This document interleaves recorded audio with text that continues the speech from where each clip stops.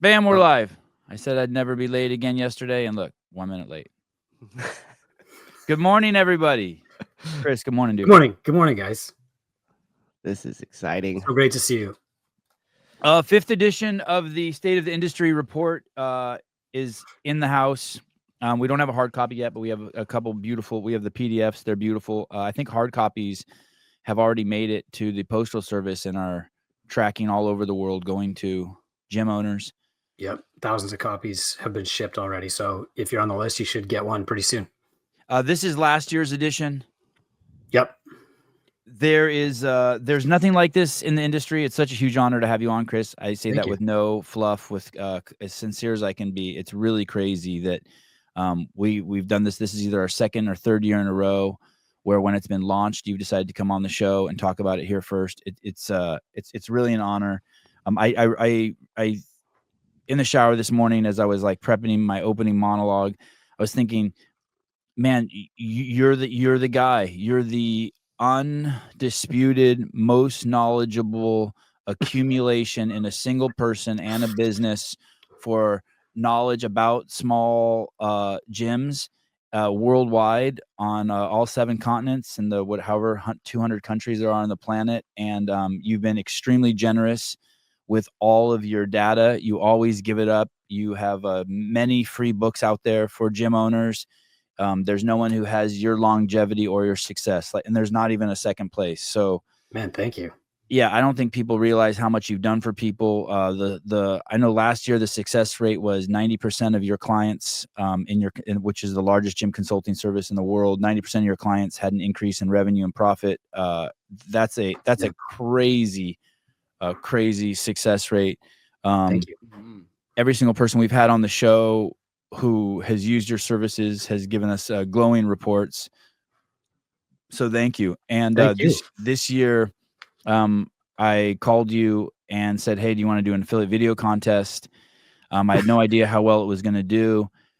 It was massively successful. It was 10 times as successful as the one we did when I worked at HQ. I did steal the idea from Greg, because we did do it once at HQ. You didn't ask any questions. You're like, yeah, I'll give 5,000 for first. I was like, what? We were just thinking, maybe 1,000 for first. You 5,000 for first. What was second, Souza? 3,000. And then 2,000 for third, correct? Yeah. And then 1,000. 1,000 for third. Yeah, that's crazy. The people poured in submissions. Awesome. And to be completely honest, Souza did 6 live shows where he watched all the videos live. It took 6 shows, 2-hour shows to do that. Incredible. And yesterday when Souza got off the show, he said, oh shit. And I said, what? He said, watching all those videos had unintended consequences on me. And it was funny because I just did one show and it had unintended consequences on me. We're going to show 5 of the videos, 2 honorable mentions, and the winners today while you're on the show. Fantastic. You sit down and watch all these videos and it'll rock your world. You'll be like, wow, I'm really in a special business that's all about just changing people's lives. By the way, so then I called Chris and I asked him for the money, and he said, yeah. And then I started talking about how we would somehow incorporate TubeBrain. He goes, hey, it doesn't matter.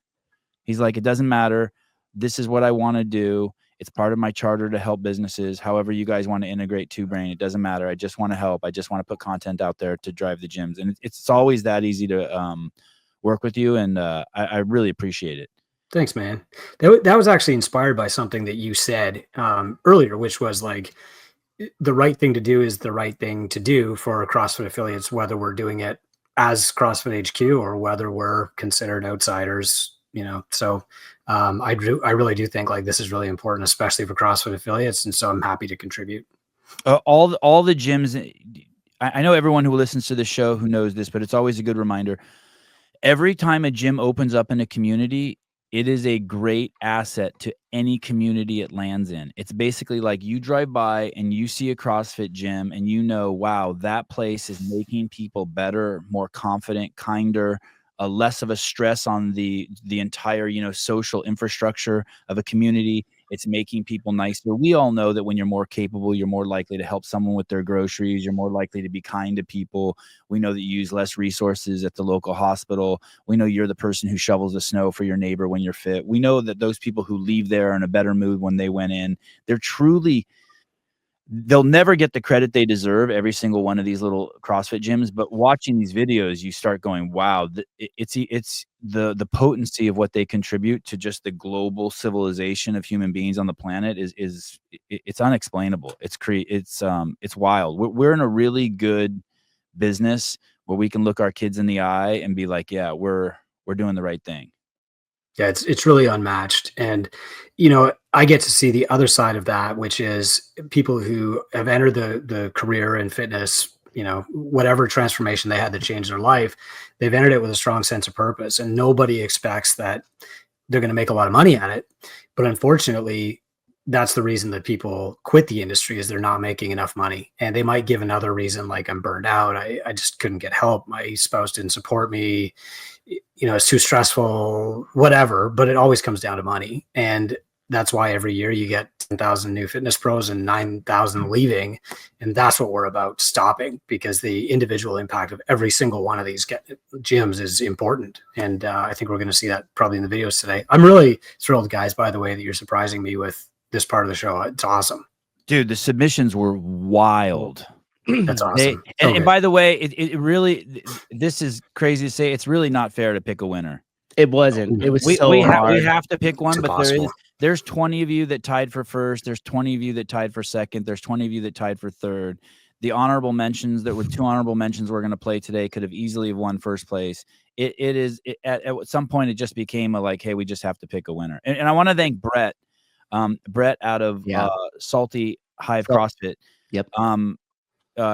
Chris ponying up even more cash than the prize money, and we paid him to make 6 original videos, or 10, I can't remember. And he did an amazing job, and he went through the videos and helped us pick the winner too. It was extremely tedious. We bit off more than we watching 200 videos or 300 videos and trying to categorize them, which one is the best, was a impossible task. Yeah. Nightmare. Sousa pretty much took that on himself.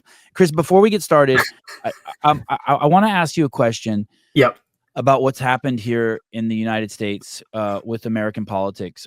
We still don't know what's going to happen, but it appears that we have elected someone who really doesn't belong to either party.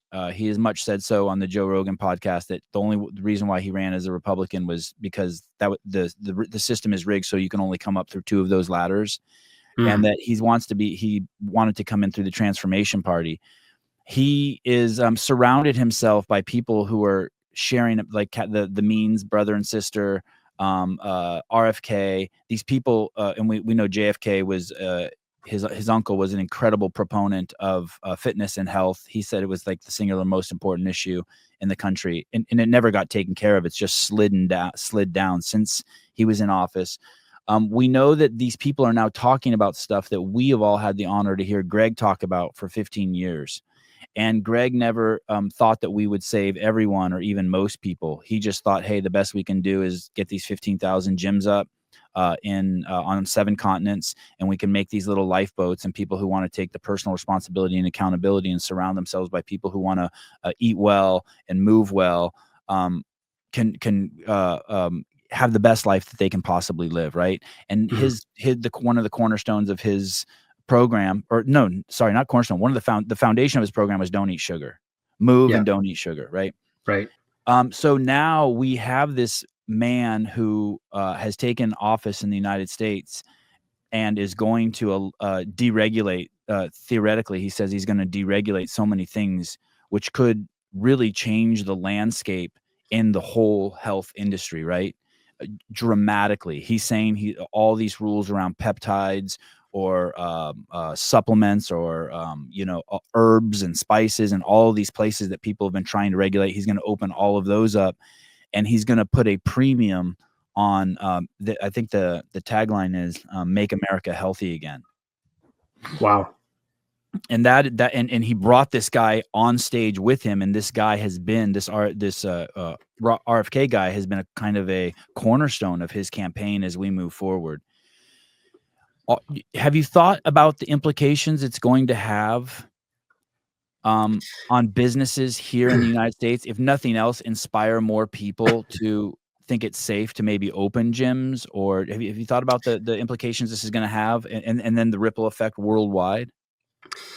Well, in Canada, we actually have fewer regulations, but more bureaucracy. So it kind of nets out the same. But like, I can prescribe a nutrition program to somebody in Canada without the restrictions of licensure that you have in the States.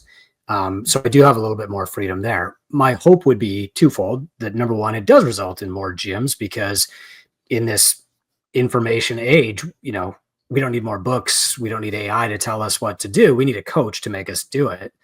That's one thing. And the second thing is that I really hope that we determine in our schools that we need to teach science, so that people know they have their own BS filter, and they know how to self-advocate, and they have physical literacy, so that they know what'll actually make them happy and healthy, and so that they're not just chasing the next Ozempic. Right. I'm just looking at your reaction, and I know that you keep your head down a lot, and you just work, and you don't really get caught up in the rumors and the politics. Was this something you hadn't thought about? Yeah. So I definitely keep my opinion to myself most of the time, because I acknowledge that my opinion is my opinion. I am very politically active behind the scenes, in Canada, of course, not in the States. But I had no idea that had even happened yet. The coverage that we get of American election is very similar to the coverage that we get of the Super Bowl. Okay, meaning just lots of drama and clips and highlights and literally sound bites. Yeah, literally. Yeah. Okay. Well, so that one didn't make it normal. It is, we went through regardless of where you feel, we went through a global shutdown for 4 years, and we didn't hear one of our leaders. We didn't hear Trump. We didn't hear Biden. We didn't hear I don't know if Trudeau said anything. We didn't hear one leader say, not once, hey, you should buy an assault bike or an echo bike, and you should stop eating sugar. And it would have been, we never heard that once. No. Never. Hey guys, you're going to be locked up. Now would be a great time to work on your health. Now would be a great time to go for a walk. Nothing. We heard, and I do, to my core, sincerely, I think that would have been the most effective method of dosing the world population with something a net positive. Instead, we had an average human being gain 29 pounds in the United States. I mean, that's a lot of weight. That's two 15-pound dumbbells, especially depending on where they started out. That's true. Yeah, you know, 130 to 160. Right. Great point. Yeah, that's huge. Yeah. And so, I in that respect, I have a lot of hope. I think the messaging from our leadership could be profound. This was we had two people running for office, Vivek and RFK, this year, who is part of we saw them doing pull-ups. We saw Vivek Ramaswamy, one of the guys who was running to be president, actually do Murph this year. Amazing. And so as much as it just seems like we've never been able to crest into the mainstream movement and diet, and it seems like, wow, this is the closest we've been in my lifetime. Yeah, I think it's really important for us to become better storytellers than ever before, because there's more knowledge out there. There's more books. There's more. You can buy programming for free. Like, Garmin sends me a program for free every single day if I want to use it. But the reality is that nobody's going to do any of that stuff. Like, more knowledge is not the solution. What really is the solution is coaches, people who care enough to dedicate their lives to helping you get rid of that 29 pounds, get off the couch, get off the sugar, who will show up at your house like Skip Chase did back in the old CrossFit Journal article and empty out your cupboards into garbage bags and take it outside and then take you to the grocery store. Like, that's what we need is humans doing those things. And I think, CrossFit has probably inspired more people to become fitness coaches, certainly more people to become gym owners than almost any other movement.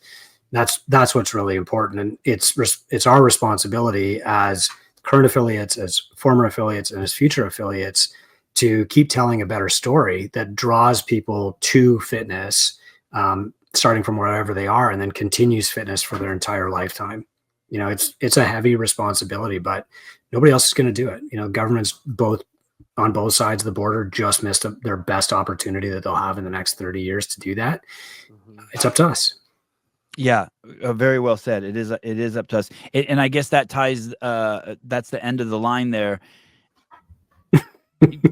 By that I mean that's also what Greg said. Government's never going to help us, and we're in a really tough business, the personal accountability, personal responsibility business. You're not selling someone a bag of M&Ms or some Ozempic and saying, "Hey, here's the cure. Eat these M&Ms and you'll be better." Or, "Here's your Ozempic, you'll be better." We're selling something to people. Hey, I have something for you, but you're going to have to do everything. It's push-ups and broccoli. Yeah. Yeah. I'm going to tell you how you can do all the work. It's not an easy business, definitely.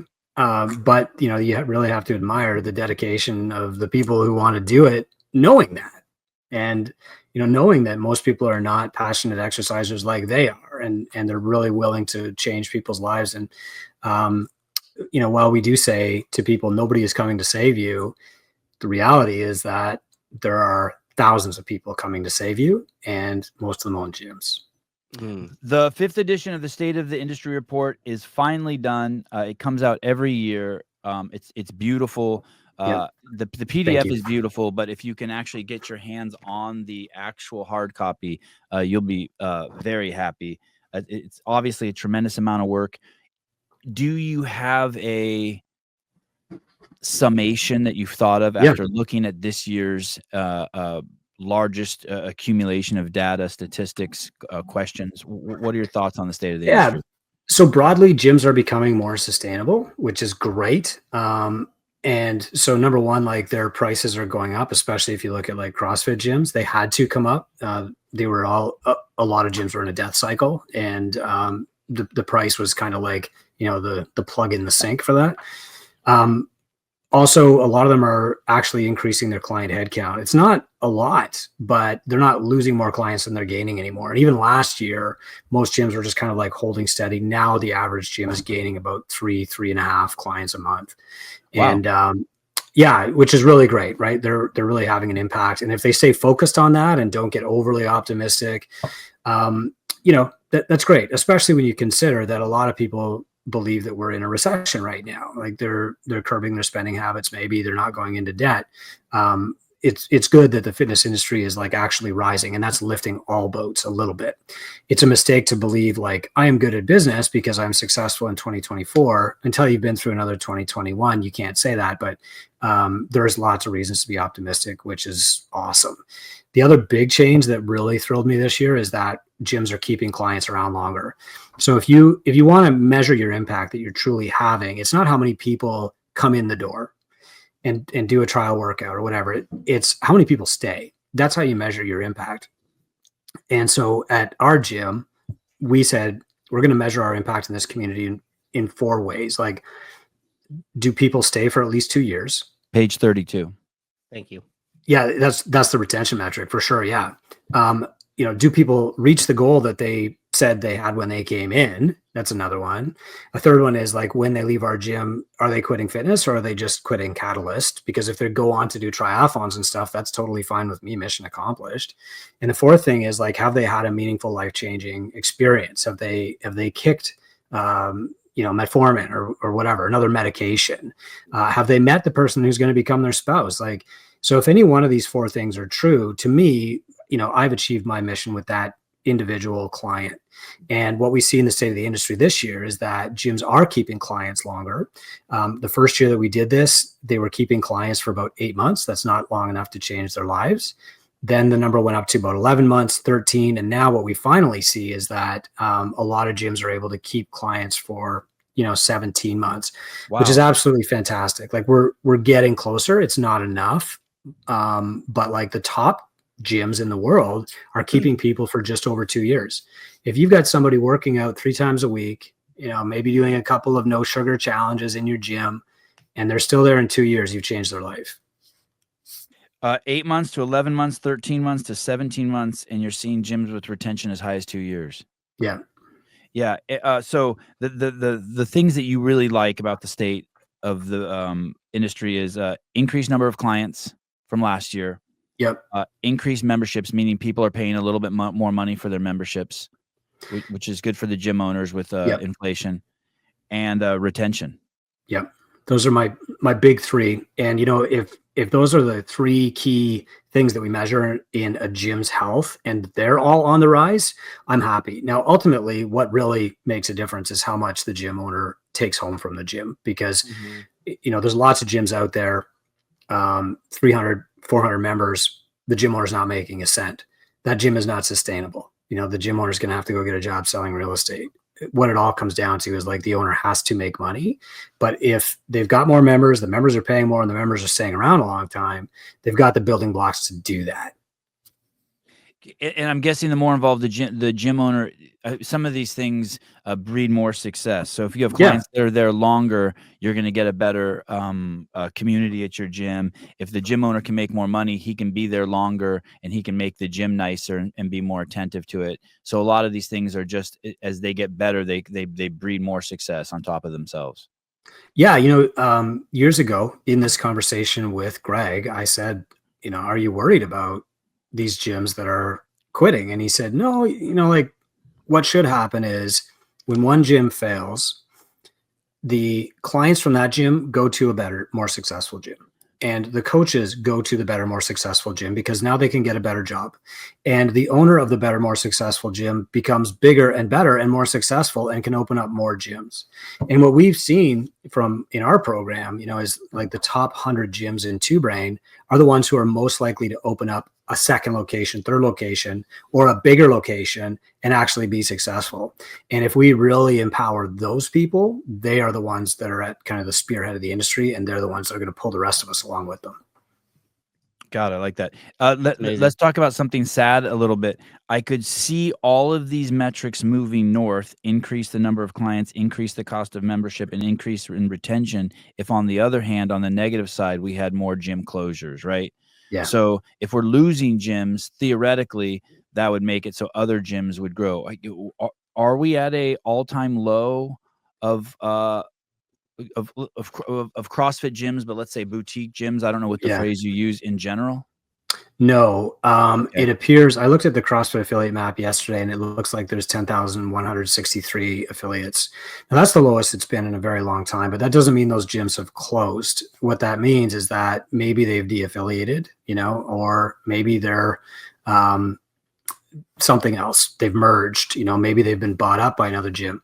And this is just like what happens with any service when you raise the price. You're going to get a smaller number of clients who are paying more, and hopefully that makes up the difference in revenue. And I don't think we've seen that completely shake out yet. There's a lot of gyms that haven't reached that part of their building cycle where they have to pay like 4x what they were paying for affiliate fees last year. Sorry, go ahead. So I think that number will go down, but if you do the math and you say, okay, well, CrossFit has lost another 2,000 gyms or whatever, but the average gym is paying now 1.5 to 2 times more. In my case, it would have been 4 times more. They're actually ahead on revenue, right? If you're a private equity firm, mission accomplished. Right. I don't know. I don't remember what year this was, but there was a year where there were some years where Starbucks was growing crazy. I lived in a town with 26,000 people, and we had 5 Starbucks gyms, 5 in Benicia, California. It was crazy. And then a couple years later, they lost 2 of the Starbucks. 2 of the Starbucks went away, and it went back down to 3, or maybe they lost 3 and it went to 2. And Starbucks seems to be doing fine these days. Is that part of me thinks that, like, yeah, dude, it shot up to 15,000 gyms. A retraction down to 10,000 seems totally normal, right? Like this launch and then sort of a resettling. This can't be unique. It's obviously not unique to CrossFit. No, it's not. I mean, the same thing happened with F45 to a larger extent, where the franchisor actually had to go back in and buy a bunch of their own stores just to protect like their stock price. But the problem is that like this isn't a sudden thing. I mean, even before the sale, CrossFit had lost like 10,000 affiliates over time, and you could wonder like, where did they go? And the only reason that I bring that up is when you're looking at these stories, these videos of these gyms, we have to remember there were 10,000 more just like that, and they're not in play anymore. So, I'm not sure that like the changes that are happening are enough to prevent the backsliding. A lot of the growth is happening in Europe, for example, where you still have like, a lot of early adopters to CrossFit. These gyms are opening up, and a year later, they've got 250, 300 members. That doesn't mean they're necessarily good at business. It just means like they're doing the right thing at the right time. And I hope that they can sustain it. And I really, really, really hope that we don't sink any further. And I hope that CrossFit goes up to 30,000 affiliates, because I don't think 10,000 is anywhere near like the carrying capacity for CrossFit. I'd love to see 30,000. I know there's a lot of numbers in the book. Over the years since you've been tracking this, what has the ratio been of I don't know what to call them, high intensity gyms that are CrossFit versus not CrossFit? Well, for that, we don't publish that number, but we do track with a bunch of like insurance brokers, for example. And we say like, when this gym calls you, are they going out of business or are they changing their name? And quite often, like they're just changing their name. So it is probably, if you see a decrease of 1,000 gyms on the affiliate map, you're probably looking at like 50-50 de-affiliation and closing, or 60-40, maybe even de-affiliation. And, I will say too, like a lot of these gyms are just flipping. You had Chris Christini on the show, and he said something to me that was a real epiphany a few months ago, that like a lot of the OG affiliates have been through 2 or 3 owners. So while you have a 14-year affiliate out there, the owner might actually only be a 2-year gym owner. And so, unfortunately, like hopefully that person is learning the lessons that forced the previous owners to sell. Are you okay sharing with us your clientele? What percentage are affiliated? Yeah, sure. Yeah. So right now, we actually have more CrossFit affiliates in Two Brain. So out of 1,000 gyms worldwide, there's about 540 CrossFit affiliates. This time last year, that number would have been around 49. I don't think that people are going back and re-affiliating. 490, So it's always like, wait a second. No. I forgot. No. There's not a lot going back and re-affiliating, but there certainly are some people who have said, you know what, I'm going to de-affiliate for now. I can always come back, and, maybe they're waiting for something, and, whatever. That's what they're doing. The people who are using your service, has that increased from last year? Yeah. So, I mean, around this time last year, or maybe February 2024, we announced that we were going to cap our service at 1,000 gyms. And immediately the blowback from my staff was massive. Like, no, we have to help gyms. If somebody shows up at our door knocking, we have to take them. And so I immediately recanted that and said, okay, well then we have to upgrade our systems to help more gyms. And so that's kind of what we did. So now we're, I don't know, maybe 70 gyms higher than we were at this point last year. Wow. Yeah. Thank you. The real growth, though, is in the top performing gyms. So if you look at like our top tier, these are the people who are consistently making it $100,000 a year, and now they're investing for the future. A lot of them are tracking toward millionaire status, or they're buying their business, they're building, or they're like opening more locations. That number's gone up dramatically from about 60 to about 100 gyms. And so the best gyms are growing faster than ever, which I see as a huge benefit because we can copy what they do. Mm-hmm. Oh, more data on the successful gyms. Yeah. I mean, like what Greg said was, I don't want to be the best deadlifter in the world, but I want to know who is so that I can copy their program. Right. So, and, ditto for weightlifting and gymnastics and stuff. And that's really why we want to look at these people who are summiting Everest, because, we're all mountain climbers, and I want to copy what they're doing. And the more gyms that are becoming successful faster, the more we can learn from them and just turn around and teach it to everybody else. And I think that's also why Two Brain is so important, because when you have an aggregate that's able to essentially show the roadmaps that these gyms kind of, I view them as like carving the path through the jungle, right? Like they're getting in there, they're hacking everything out. The best gyms really clear out and excavate the road so it's even clearer and easier for you to go through. But when we have something like Two Brain, you're able to take the aggregate of all of that and then distill it down. And I brought these metrics up here because, so if you're a gym owner, you're considering being a gym owner, this is your bread and butter here. These metrics that Chris and everybody at Two Brain Business laid out, if you're not keeping your thumb on the pulse of these metrics here, then you really have no control over what's happening in your business, especially if you're just like a ballparker type person. So to dig into these numbers will give you a clear roadmap for your personal gym of, hey, what knobs do I need to start to dial to make this sustainable?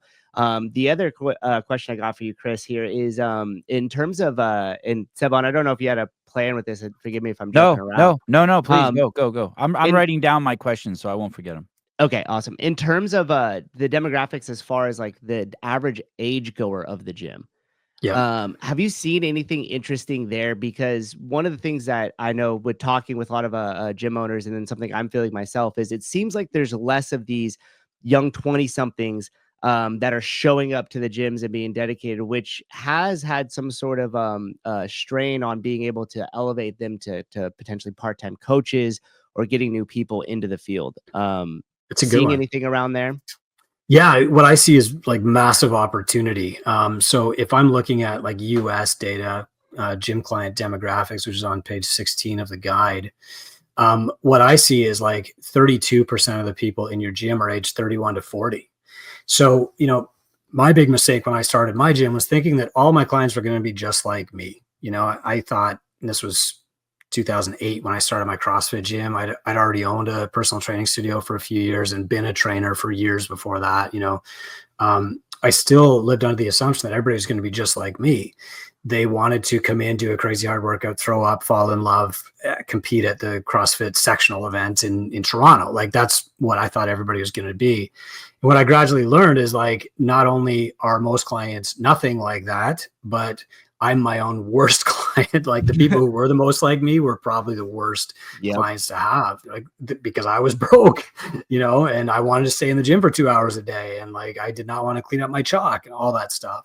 Mm-hmm. So the point that you raised, Matt, is like super valid. If I'm 31 to 40 years old, I can afford to pay more for a gym membership. I cannot afford to volunteer my time to be a volunteer coach. And if you look at the shift this year, like, you know, 32% are age 31 to 40, 20% are 40 to 50. They are not going to be doing volunteer coaching. 13% are over age 50. Like only 20% of your clients really can you draw on for coaching. And the other missing 13% are like too young. So now what that does is it reduces your pool dramatically. Especially if you don't have the money to pay a coach a lot and you're trying to work out a trade or pay them like under $20 an hour, man, that pool is small.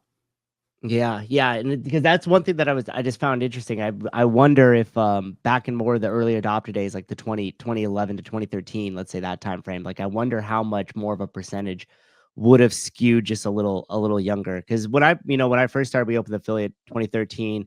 2014, it seemed like everybody that was there for a while was like, hey, should I go get my L1? I really love this. Like, I want to dig in and coach. And like now it's like I keep continuing to raise the hourly price just to find some people to come in to fill in some part-times. And it's like, you know, just for as a joke, I've thrown out like, hey, $100 per class. And people are like, oh man, I just don't really have the time, but I would love to do it. And you're just like, shit, you know? And so I just, it's just something that I found interesting. And I wonder how much that correlates or ties into the lack of media we've seen, particularly around the sport for that younger group. I wonder if there's any correlation there, because before, when you had kind of the road to the games and all these other media pieces that were coming out that told the story of actually making it into the CrossFit Games, just not the actual events, but the stories behind the athletes, it really drew a lot of that younger crowd in. And then once they got into the gym and started doing it for themselves, like you said, they started to fall in love with, hey, I'm actually really helping people here. I'm making an impact. And they make that leap from, you know, I'm going to regionals, baby, to, hey, maybe I want to just help my mom air squat a little bit better. At least that was kind of the leap that I had made over time. It's true. And, you know, as I think a lot of affiliate owners have matured, they've been drawn more to the mature client. I mean, we don't run a kids program anymore, but we have, like a program for over 50 specifically, classes just for them. And the upside is that when this class comes in at 10 a.m. on Wednesdays, man, it feels like CrossFit 2009. Like they want to buy all the Catalyst shirts, and they want to, you know, they want to they want to do the lingo, and they're doing the selfies and all that stuff. It's super duper fun. And I love coaching them, but none of these people are going to be coaches at my gym. We got enormously lucky with an immigrant from Brazil who wanted to become a permanent resident of Canada. And we were so lucky to help him meet his goal of becoming a Canadian citizen and coaching full time for us. But, if you look at like, what is the average gym paying per class on page 41, $32.50. I mean, that's up dramatically from last year. Last year it was around $22-23 people were paying a coach per class. But that might not be enough, especially if your demographic skews toward over 30 people, because it's like, I actually make a lot more than that. Yeah, and that's a big jump. $22 in 2020 to 2022, $46.46 for 2030. And then this year we got $32.50. Yeah, that's pretty interesting. Is there any correlation to other rises? I mean, inflation was massive this year in the United States. I mean, so at some point, people, I don't mean to be Debbie Downer, but at some point you had to raise fees. If the price of beef jerky went up 300% at the gas station in the last 4 years, so I don't want to see that. I don't want to say that people don't see more value, because they do see more value if they're paying more. But also, the whole needle, everything got pushed forward. Wouldn't you say, Souza? Yeah, for sure. Especially in the expense column.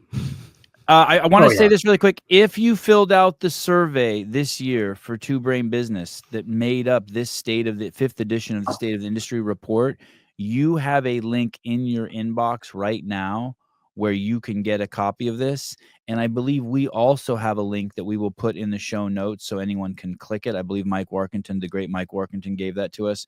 So we'll put that in the show notes. If you can get a hard copy, you really do want to get it. I think it's so fun to hold in your hands. I think this is probably a good time to say, guys, if you don't mind, that like the data in this report comes from like hard data from Wodify and Kilo, who really help us a lot with this. They have exceptionally good, clean data. We do run a survey every year. We get about 1,000 responses, and we use those for the more qualitative, like, how are you feeling about things questions. But one thing that we don't want is we don't want people estimating, because if you say to the average gym owner, like, how long do people stay at your gym? I would immediately think of my longest serving clients. 13 years. Well, that doesn't actually help me make decisions. We want to know the real number, Yeah. So unfortunately, even for me, reading this report is sometimes a little bit uncomfortable, because I'm like, wow, my gym is way behind in that metric. ARM needs to come up, but that's what the truth should do, is prompt you to fix things. And you last year you had it divided into qualitative and quantitative data. Is it like that also? Is it organized like that this year? We've called it out, but like, I thought it was really important this year, number one, to use really, really good data. And so we actually shrunk our sample size on purpose from 13,000 to about 8,800, because some of the stuff, the responses that we were getting, it was hard to tell, like, if they actually understood. But, so that's the number one thing. But the number two thing is like, what we want to do is make this something that gym owners can use. And so the first version of this was like this 100-page encyclopedia of numbers, which was cool. I mean, looks great on the back of your toilet. But this year, the ethos was less but better. And so what we've done now is, we've got graphics that show you, like, are you in the red zone for client headcount? Are you in the middle, yellow, or are you green? Are you ahead of the? And so what a gym owner can do is find themselves on any of these charts and say, okay, well, I'm a green here, I'm a yellow here, I'm a red here. That red is my first priority. How do I fix that? So, client headcount is the one that Matt has up there. If you've got 0 to 95 clients and you're a CrossFit gym, big group, how do you increase the number of clients? Like, that's your top priority. And if you are in the yellow, but you're in the red for ARM or, retention, that's your top priority. It's not always get more clients, get more clients, get more clients. Mm-hmm. So I think like we've made the guide more helpful this year by giving graphics. Workington believes that we are evolving toward hieroglyphics again. And so like the simpler we can make things to understand. We are. He's a brilliant guy. I mean, that says something about the IQ of our planet. Do you think of the meme, right? The meme. It's just a hieroglyphic that expresses multiple things in one photo, one picture.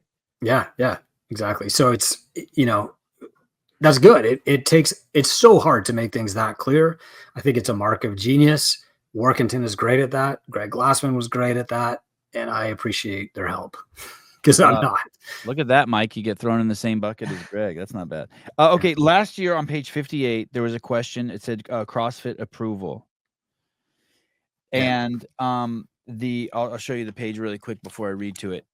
It's on page 58. And it had gone up. It said, it had gone up. It said 89.7% of gym owners in the CrossFit category who are currently affiliated feel confident about the future of the brand. Yep. And then 1% of the respondents said they do not feel confident about the future of the brand. But this wasn't even an option. And yet people wrote this in, which is crazy. 9% of the people said they were unsure or apathetic about the current status, but hopeful for the return of Glassman. Yeah. Where do you think was there a question like this in this year's? No. What do you, now that there's been a launch, I don't think it's extremely clear what a broken science is or what MetFix is, but it is I mean, definitely the CrossFit community has one ear up. Like, hey, what's going on over there? What's Greg doing over there? Yeah. And he does come on the show every Wednesday, and he's very low key about his responses. He's in typical Greg form. He's not trying to sell anyone anything. He's not pushing anything. He's just chugging along and making his little, diamond over there. The same way he did with CrossFit, right? No marketing, just put out the best product and see what happens. Are you hearing any rumblings anecdotally about what's going on and about the community's response? Yeah. So we applied for a MetFix affiliation and got denied. I'm also not in the States. That's okay. No hard feelings. Don't worry, we'll take care of that for you, Craig. I'm deeply embarrassed. I was really hoping you wouldn't tell us. I'm deeply embarrassed that you could get denied. I will call someone I know right when the show. It's already been handled. It's already been handled. We're good. Are you sure you can read, Chris? You must have read it. Yeah, no, I don't. Maybe. But what was interesting in the rejection letter was 3,000 people applied, and I'm going to bet that a large number of those were current or former affiliates. My attraction is that, I said earlier that Greg's genius is making the complex simple, right? Like taking the universe and reducing it to E equals MC squared. Like that is a mark of genius. And from what I've read about MetFix is it's a further simplification. So you're gaining focus on fixing metabolic health. And while metabolic health was also always like a cornerstone of what CrossFit did, there's a difference between being one cornerstone and being the sole focus of the program. And so if this takes CrossFit and, focuses it squarely on fixing the metabolic problems that we face as a society, then I'm all in on that. Yeah. And that's exactly the intention, is to take the intellectual powerhouse of cohort of people that Greg and Emily are able to collect, take all that information, continue to distill it down, and then turn it into a boots on the ground situation to where it could be displayed in practicality inside of gyms. Yeah. Now that said, I do think, CrossFit HQ is making some smart moves right now with, their partnerships in healthcare and, hopefully the new initiative to sell health insurance to gyms turns out to be as good as, people are hoping it will be. Is that real? I haven't heard that. That's really on the table. Yeah. So, probably, half of the mentors on our team are longstanding CrossFit affiliates, and we do work with well over 500 gyms worldwide at any given time. And so I do get to hear all of the chatter. And so this is one thing that has people really has their hopes up. And I really hope that CrossFit HQ can fulfill to the level of expectation that they've generated. Have you heard about this, Sousa, as an affiliate? No more than I've heard about stuff before that just is kind of like aloof. Just my recollection of this when I worked at CrossFit was, and maybe the details of this aren't exactly right, but there was talk of getting membership for gyms, health insurance for gyms. Mhm. And the way the health insurance would work is it would the way it was sold to Greg is that it would save you so much money that it would pay for your affiliation. That basically health insurance is so expensive that if you got this cohort of healthy people together and you got them their own insurance as a group, their premiums would be so low, or their monthly payments would be so low because of the such few resources we use relative to the general population, that it would lower prices for health insurance, and then it would basically be a wash on your affiliation. You could actually make money, and then eventually it would go from owners to trainers. But there was a problem, I think. I do remember that it would take 3 years to get to that point, and so it would start out higher, and the gyms would have to make that leap of faith to build that that nest egg that would give that process stability. That's my rough understanding of it from when I worked there. And, with Greg at the helm, I think that could have happened, right? Because Greg was a sticky influence. He was an amazing storyteller, and people were willing to believe. It's a much harder proposition if you're a private equity firm, in any industry, to get people to like believe that if we pay into this thing for 3 years, that there's going to be a benefit to us in the end, especially when, right. Maybe you're struggling to pay the landlord's rent increase that starts in January. Right.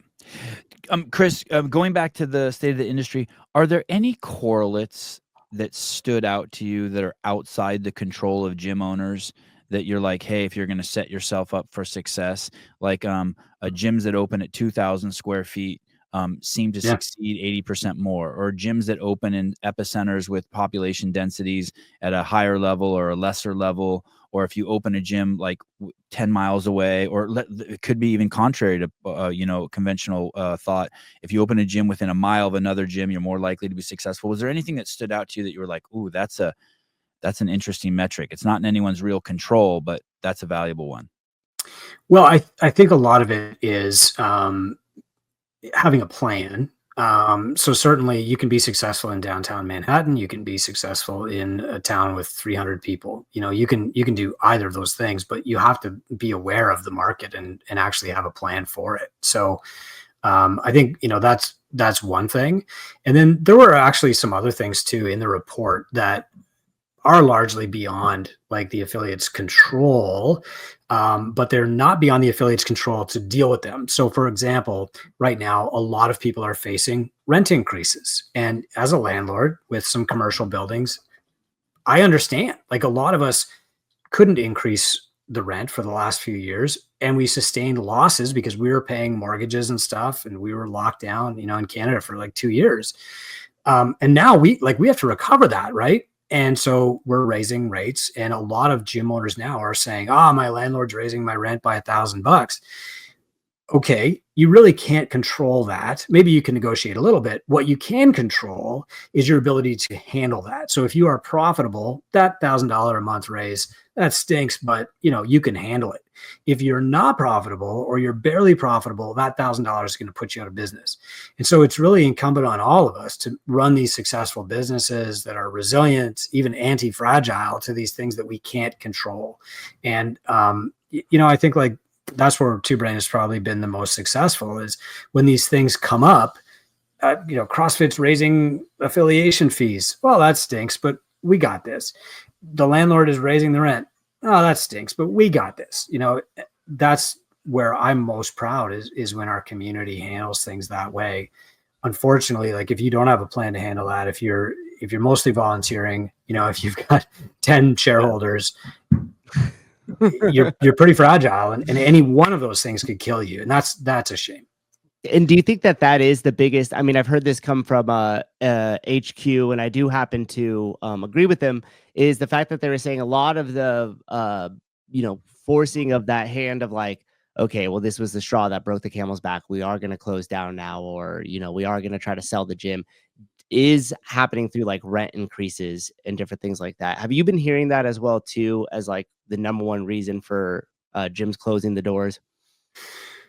Yeah, I mean, so rent is part of it, but it's just like a symptom of the larger problem, which is that gyms are not profitable. And so it's going to be the first problem that comes along. And if the first problem that comes along is, hey, your rent's going up, that's what kills you. It's like you're overweight, you're diabetic, you're very, very sick, you have no mobility. The first germ that you catch could be the one that kills you. And your gym has to be like fit from a business perspective, or you're just as susceptible as some of your sickest clients are.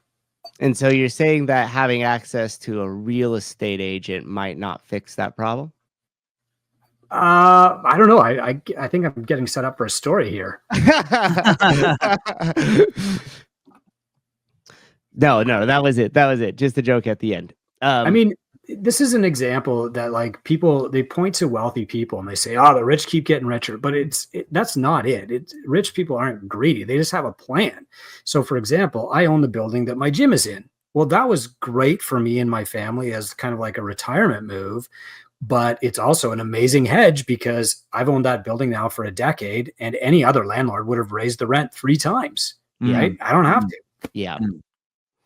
And on top of that too, you have the long term of the asset. So push comes to shove, you now lease that building out, or you could start to leverage that for other things in the future. Or you can adjust your rent to however it's favorable for your taxes. Exactly. Yeah. And so, right. So because you're the landlord and you're the business owner, so you adjust the rent so you can maximize it on both ends.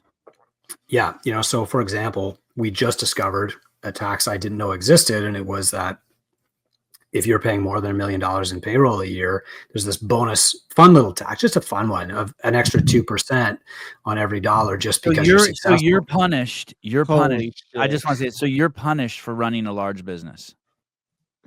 You don't get a 2% credit for paying over $1 million worth in taxes or over $1 million in payroll. You get punished for that.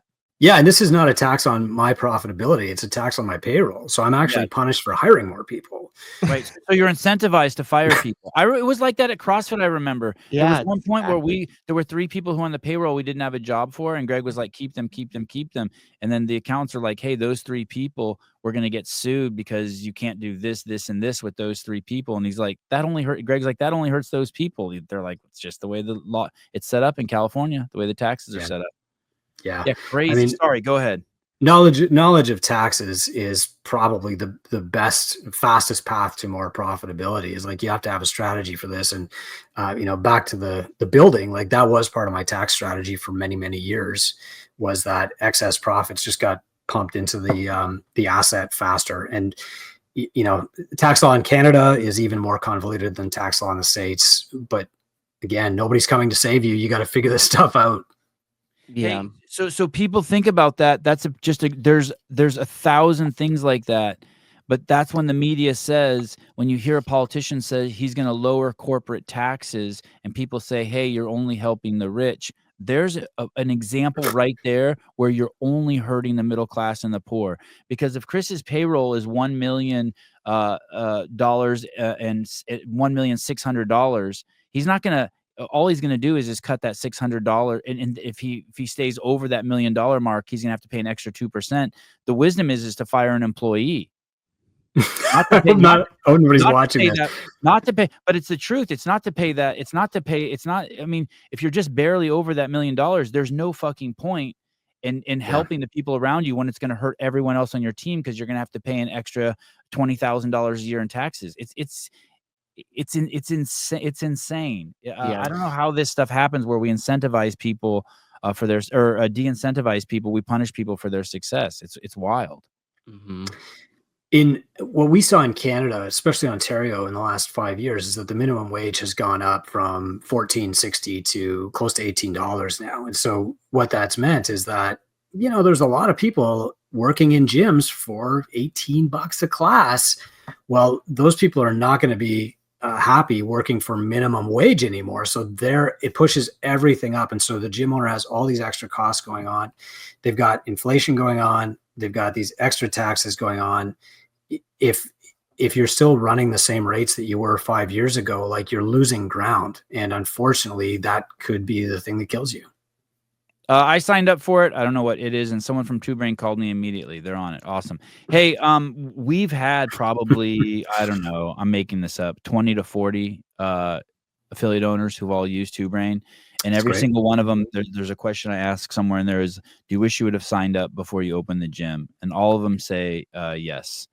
They wish they would have signed up before they even opened the gym. They wish they would have gotten their location and Two Brain at the same time, hand in hand. So yeah, me too.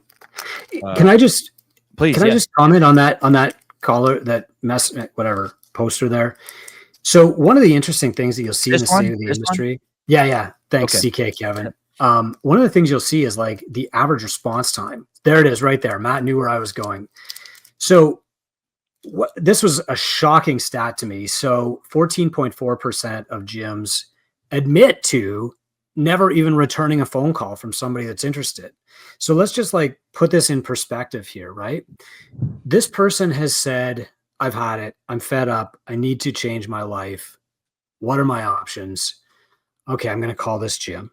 And that for most people is as scary as, being like a 13-year-old boy calling a girl to your first high school dance. Like, it's terrifying. Oh, they didn't answer the phone. I'm going to leave a message. An hour passes, no call back. I guess I won't wait around anymore. I'll go to the grocery store. Maybe they'll call before I get back.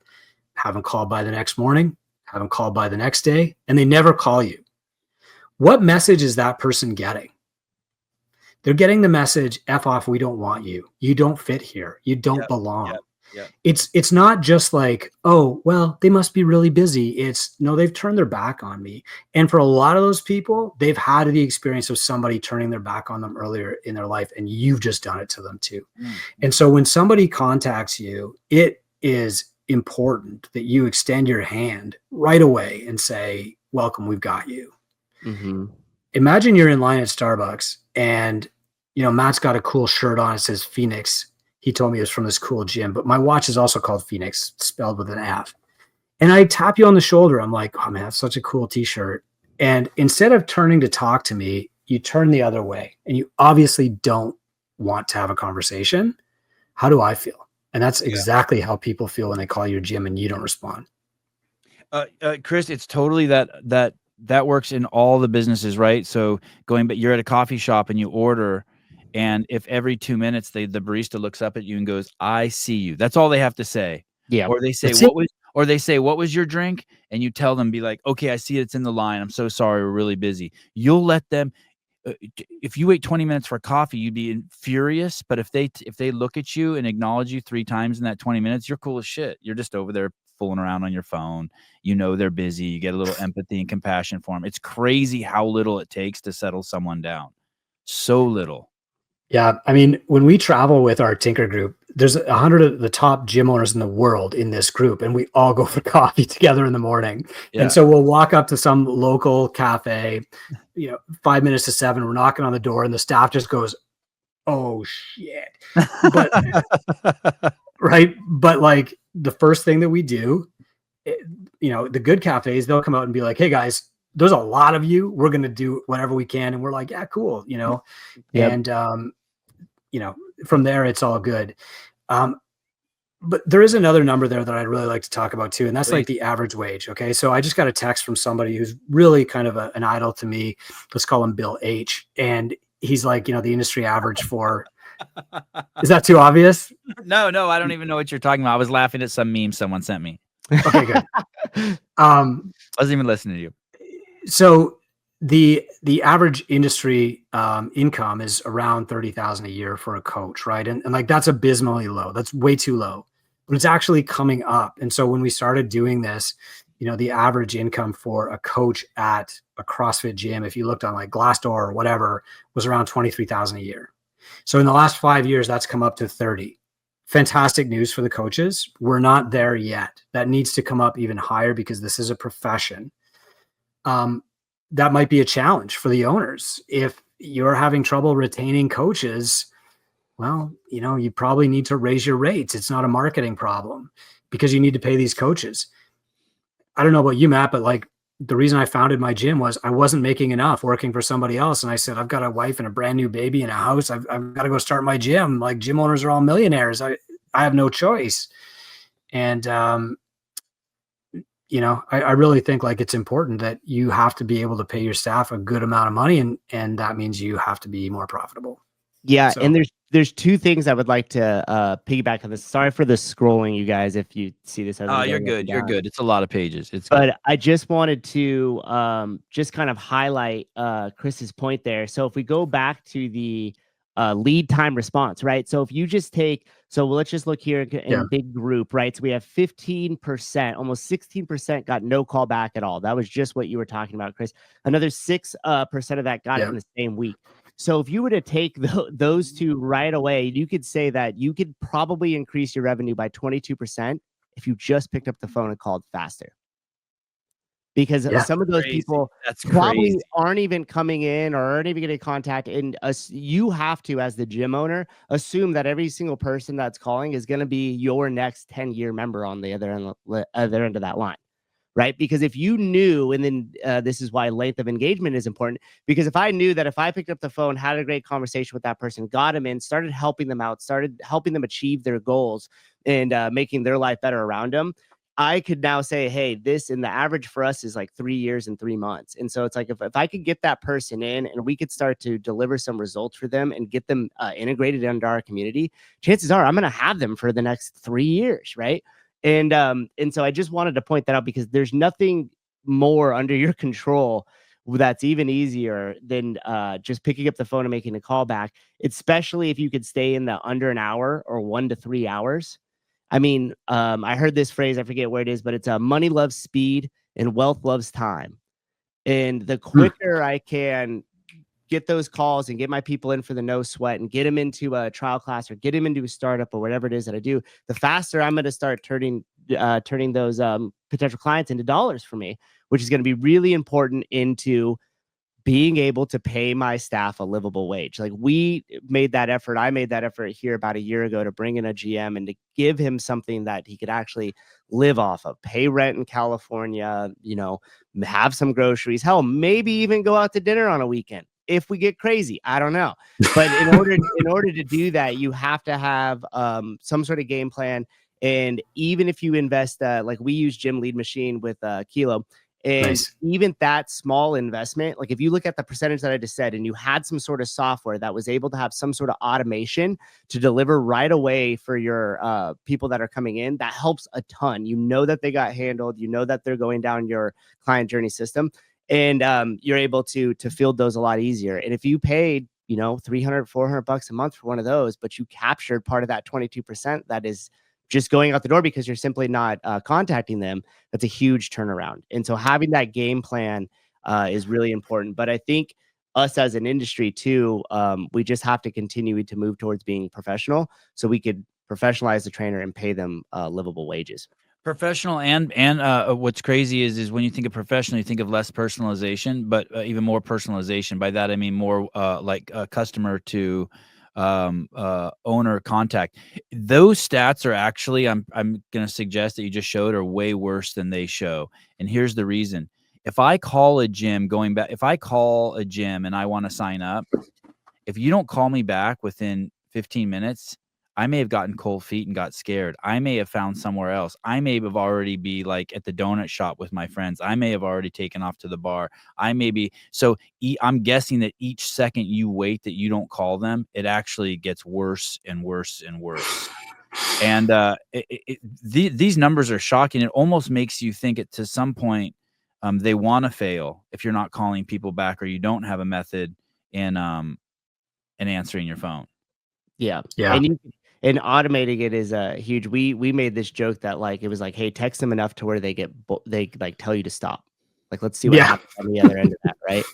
Yeah, you have to care enough about people to get over your own BS. You know, it's the stuff that's in your head that's stopping that call. But a few years ago, I was trying to find the jiu-jitsu instructor for Sevy's kids. It took me 8 days. And there was a specific person I was looking for, right? Like if I was just looking for any jiu-jitsu instructor, you know, in Scotts Valley or Santa Cruz or whatever, I would have called somebody else. Impossible. It's impossible to find them. Yeah. Yeah, it's impossible to find them. They're strictly stuck in word of mouth. Gym owners can't do that anymore. And if you want to Right. know like what that phone call is actually worth to you, you can scroll to the LTV section of that, Matt. So, 1998, I was trying to break into the fitness industry. I had maybe 5 clients, and I was working at a treadmill store, and I was talking to my boss, and the phone rang, and I didn't sprint to answer it. I didn't get it in time. And she said, Chris, that's a $10,000 phone call. You always answer the phone no matter what. Well, we can tell you what that phone call is worth because we know what the lifetime value of a client actually is. And it's pretty significant. So if we go to the LTV section here, Matt. Yeah. Keep going down. What's that lifetime? What's that lifetime value? Okay. Yeah. So your value to them is like 5 years of happy life, added to their lifespan. Their value to you is like $1,300 to $1,700. So if you look at this page, not to mention other people, the free marketing they give and other people they might bring in, that doesn't even take into account for that. Oh yeah. Right? Yeah. Great. I mean, that's a great point. Yep. Yeah. That's the next step. So, Wodify is great at figuring this out. And what they did was they took like, here's the average number of people in a gym. Here's how much they actually spend, including like bottles of water, memberships, t-shirts, all that stuff.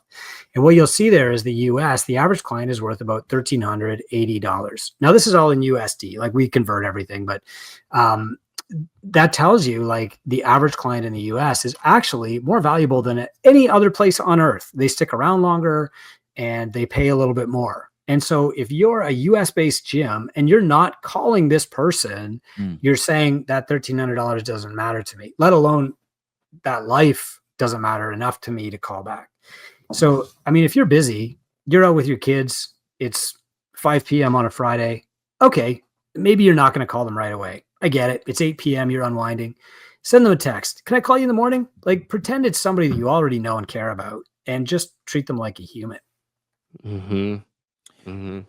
Chris, I'm going to shift here really quick. Speaking of friends that you might have who are also in the business of health and fitness, when you talk to these people and you hear there's a shift in sales of the way they're selling things, not the way they are, but what they're selling, does that affect you?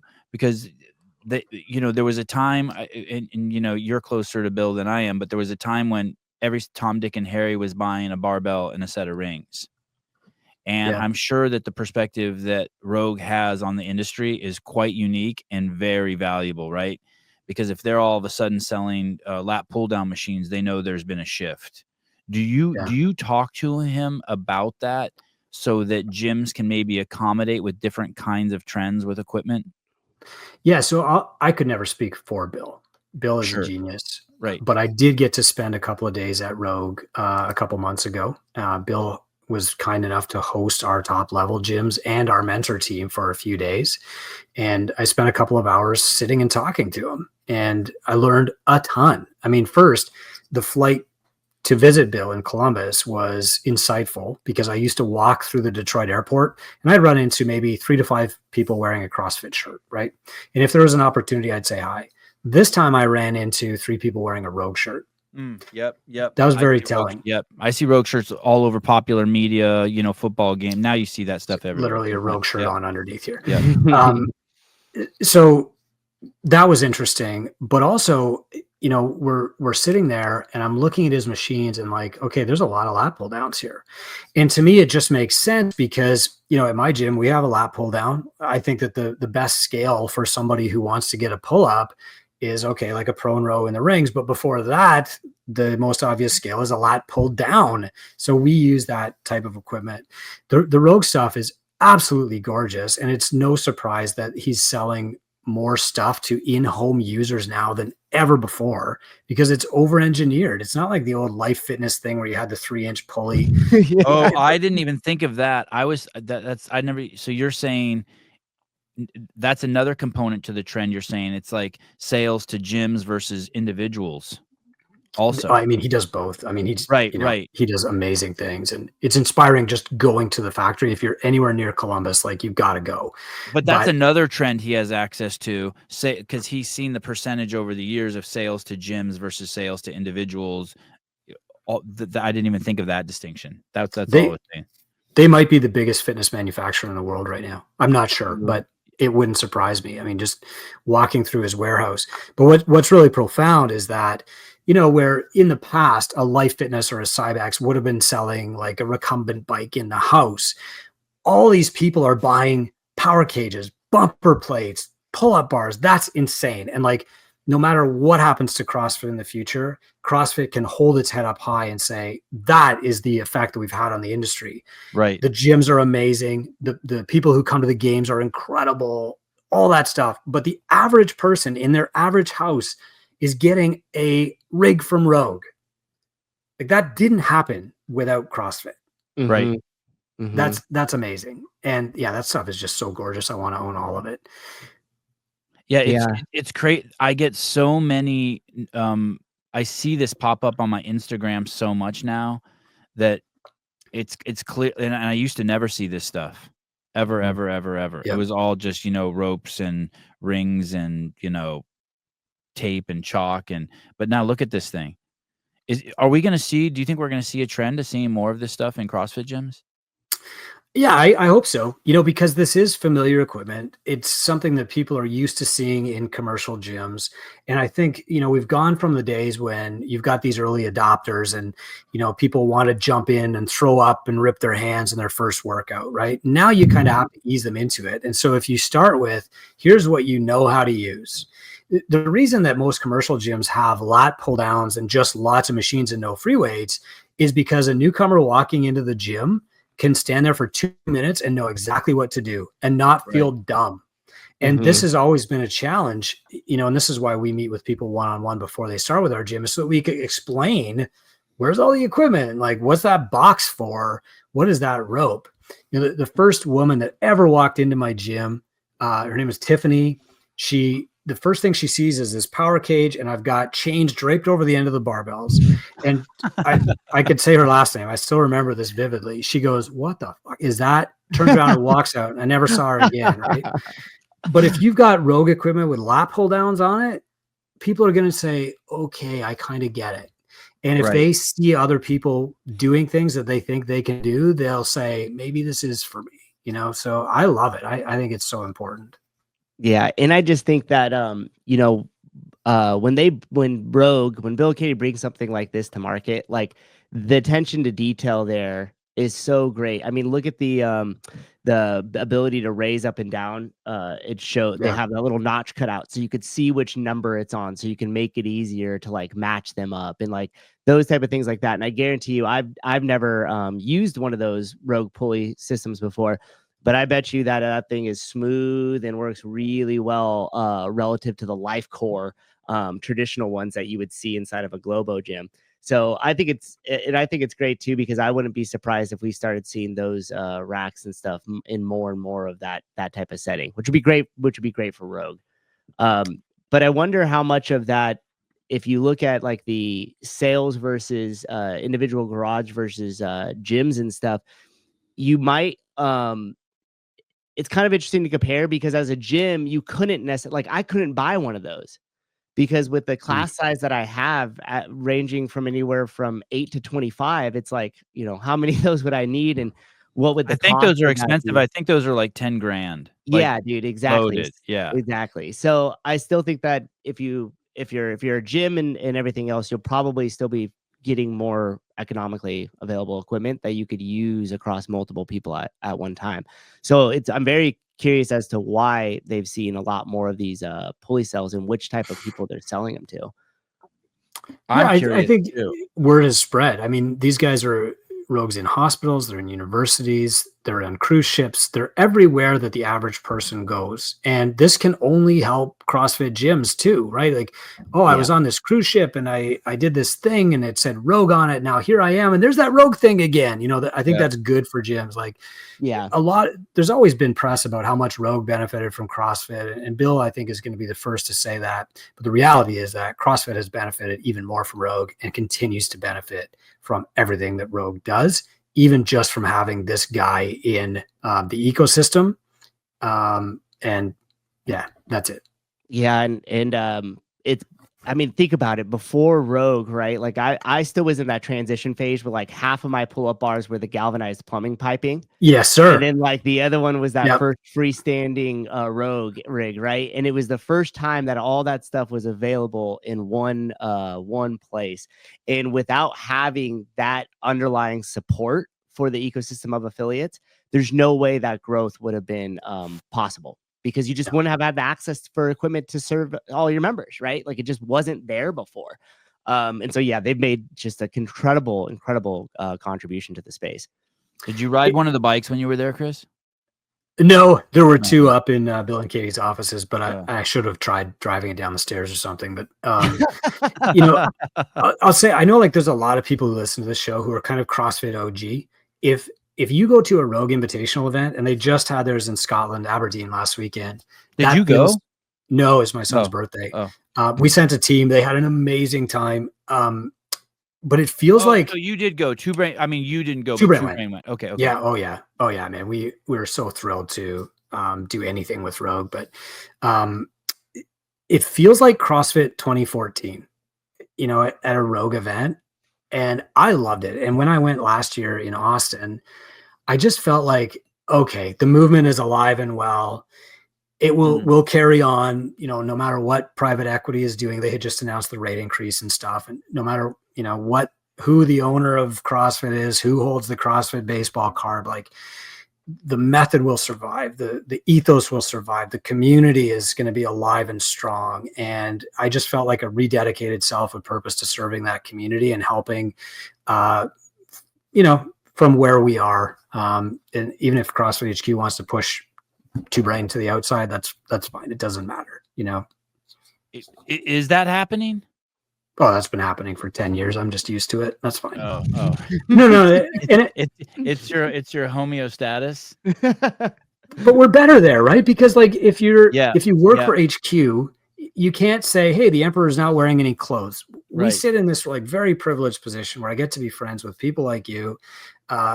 And I can say that. And we've seen that. We've seen people's messaging change, whether they're on the inside or the outside of the company. As soon as they fall onto the inside, their message changes in a way that's seems to lack a lot of sincerity. And I think you're definitely better off on the outside. Just toeing the line if you're on the inside. There was something I was going to ask you guys. This was totally off topic. What is that thing on these machines? That's that roller. What is that roller I keep seeing on their machines? This thing. What is this thing? You got to share your screen. I can't see it. What is that black thing that looks like it's? What is that? Do you see that? Mm-hmm. I'm not sure, but I want one. Yeah, I know, right? I need that whole entire setup. In my add to cart. Hey, I will actually go. Thank God that I don't think that thing will fit in my garage, because if it did, I'm afraid I'd buy one. What is that? If I were to guess, I think it's probably adjustable. It's probably for hamstring curls. Oh yeah, what I said it. And, thanks, Sean. And the hip thrusts, because you could lay your back on that with the barbell on your lap, and then you lift up, and so that protects your back as you drive the barbell up. So hamstring curls, you would lay down on your stomach and put your ankles underneath there, and then come up. Yeah, on that bench that's there, depending on how low that drops. Yeah. And this is a squat rack. To God, this thing is nice. So what's really interesting here is that Rogue is driving innovation within the community. Like 2 years ago, if we'd been talking about lat pull downs, it would have been like sacrilege, you know, heresy. Right. Because I don't think that there is anybody at CrossFit, but also at any of these franchises, who's doing that, who's saying, that's a really good point. Let's try this, you know. Greg would have come out hard against this thing. Now no one's going to stop that. And I'm not saying he's right or wrong, but now no one's going to stop that. You're right. The messaging is now coming strong from Rogue is what you're saying. Yeah, I mean, that bar, if it's what you tuck your ankles under, and it replaces a GHD. So, I mean, I think it's valuable, right? But we have to be open to new science. When I started CrossFit, there was a lot of that experimentation going on, right? Like the virtual snow shoveling and the ball throw in the games, and like there was parkour and swimming, and eventually, like as we gain focus, we lose scope, and that's how science works. But at some point you have to say, like, wait, this is a valuable addition. Zone 2 training might actually help some people. Putting a bar across the rig might help people substitute who don't have room for a GHD in their garage. And it's lucky that Bill is the kind of guy that he is, because he can introduce innovation like this that doesn't harm the original movement. Yeah. And if you were to think about it too, like with going back to the lat pull down, which we were like poking at, that would have never existed earlier. If you were to take any trainer that's been around for a length of time and you said, hey, you have strict pull-ups in today's workout, we have 5 of these lat pull downs. Would you rather have people scale in a band on their pull-up or go use the lat pull down? All of us would agree the lat pull down would be better for them to strengthen their back and to achieve a strict pull-up. Yeah, exactly. Oh, and lat pull down. Also, too, looking at that one more time, Sevan, I think you maybe actually face forward, slide your legs underneath it, and if you do a heavy lat pull down, that almost would probably work as like a little seatbelt to keep you attached. Oh, yeah, there you go. Yeah. See, that's the thing with when they build stuff like that, they make it so functional that each little there's just no waste. Like everything that's there is there intentionally and with purpose. And with that being said, I think like what you were saying earlier, Chris, like if you're going to open a gym, you have to be just as intentional as Rogue is with their engineering. And if you look at this metric here, I'm going to swap that out real quick, Sevan, and we have like the average attended class at 6.3 people or whatever. So such as it's called 6 people per class. Like if you're listening to this and you are hoping to open a gym one day or considering to make that move relatively soon, or you're looking at buying a gym, this is where you need to start. Because if you look at your number of people that are coming in, there's a couple of metrics that go unnoticed. And we talked about it in the school platform, which is like you could take down your expenses to how much it costs for you to run that particular class. And then you could take the average members that attend that class and you could do the math on the difference. Say, is this class profitable? Do I need to have all these classes, or should I start to shed a few to save on labor and other things like that? Right. The other thing is with looking at this size is you could start to say, how much equipment do I need? What size building should I start out with? Because it's really easy to have these grand visions of everything. And one example was like, we had the first facility we had was way too large from when I had started. And I was so gun-ho that I was like, my gym is going to open at 5:30 in the morning. It's not going to close till 7:30 p.m. And it turns out that between 1 and 3, nobody works out. That's right. So between 10 and like noon, nobody really works out. And it just ended up screwing me over as I'm sitting there twiddling my thumbs, not even able to leave to go get lunch. Right. So to have some sort of game plan and to have something as valuable as what we have here, you could really chart a very clear vision of opening a gym or starting a gym there. From our survey, the median big group gym cost to open is $50K. Averages 92,000. That's pulled up by like the global gyms, which cost 300. Right. I opened my gym for $16,000 and I wasted 2/3 of that on stuff that we just never used. You can start a gym today on a credit card with a barbell, with maybe one kettlebell and a box that you build yourself. Eventually, you're going to want to buy some stuff from Rogue and open up and stuff. But, early on, Greg admonished people that like you expand when people are doing burpees on the sidewalk. You don't start with something that's going to drive you into a serious debt hole right in the beginning. And if you look at like the average gym size here, you'll see their square footage is not massive, but they're enormously successful because they know that they're going to have 6 or 7 people in a class. They're going to charge appropriately. They're going to staff appropriately. They're not going to waste money, running a class for 2 people where they're actually like losing money. Yep. And they're going to have a plan. Hey, I do want to say this. This is completely old school, but just from walking around town, and my wife doesn't spend a lot of time walking around town, but just from driving the kids around, my wife always has at least 1 to 3 clients for the last 5 years that she teaches CrossFit to in our garage. Now, she doesn't charge any of them, but these are she does nothing but walk around. She does nothing but, you know what I mean, get in and out of the car. She's at the side of the pool wrapping a towel around the kid, and some mom will come up, and it's here every week. I hear the garage door open, and here come the 1 to 3 moms. And that's starting a gym. That's with 0 effort. That's just, my wife is not outspoken. She's not, doesn't consider herself a trainer, but, that method of starting that small is possible. You can go to the park and work out yourself, and someone will come up to you and be like, "What are you doing?" And, I mean, you're not going to be cranking in the 100,000, but it's there. The spark is always there. If you're a practitioner of CrossFit, people are going to come up to you and be like, "Yo, what's going on?" And especially if you look approachable, like your wife is very approachable. Very approachable. Yeah. And I'm going to bet that once somebody says, "I want you to train me," like they stay with her for a decade. Right. All the people who stay with her. Yeah. And even when they move out of town 5 years later, when they're back visiting, they come train with her. Yeah. Exactly. Yeah, exactly. So, but it's a small clientele, and she doesn't make money from it, but I'm just saying the spark is still there. The OG spark. Absolutely. Yeah. The OG spark is definitely there. And if you approach things like an OG and say, like, I'm going to bootstrap, one of the first articles in CrossFit Journal was like how to make your own stuff, and even Bill started off making rings because he's just like, I could do that better, and now he's got one of the biggest fitness manufacturer in the world. I mean, that's the key, is like people think like, I'm going to jump into this. I'm going to skip 5 steps. I'm going to open up a 10,000 square foot gym. This guy's promising me 30 leads a month. This person's telling me I need to have 300, 400 members. Like, the reason that we publish this guide is to shine some light on the actual truth that you can open up with 1,200 square feet, a box you made yourself. You can pour pebbles into old basketballs and make your own. Like, that will still work. You can open up a gym that changed people's lives, and you can put it on a credit card. You don't need the 90,000, right? You can do it with your dog running around upstairs. That's fine. Right. Like, it will still work, and get yourself stable, and then build up from there and grow a little bit at a time.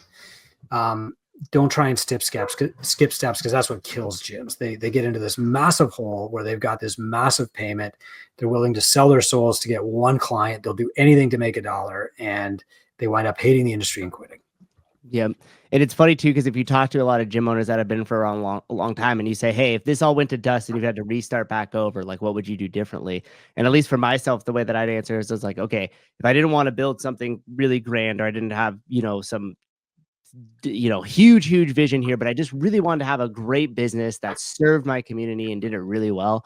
Like, I would do exactly what you said. I'd probably go to like a 1,200, 2,000 square foot facility. I would do semi-private group training. I would do a full nutrition, like, wraparound service. I would charge a really high premium, and I'd have like 50 clients, and I'd be making $150,000 a year. And I'd be done with working by like noon, because you would serve them all in the morning or different things like that. And so you could make yourself a really great like lifestyle business doing just exactly that, but not unless you have some sort of game plan ahead of time. The hard-hitting questions from Jake Chapman. How old is Chris Cooper? I can't decide if he's an old 30-year-old or a young 47-year-old. I'm 48, so thanks, Jake. Yeah. He's 27, asshole. I'll take it. Yeah, man. Thank you. He lived a hard life in Canada. He's 27. Okay.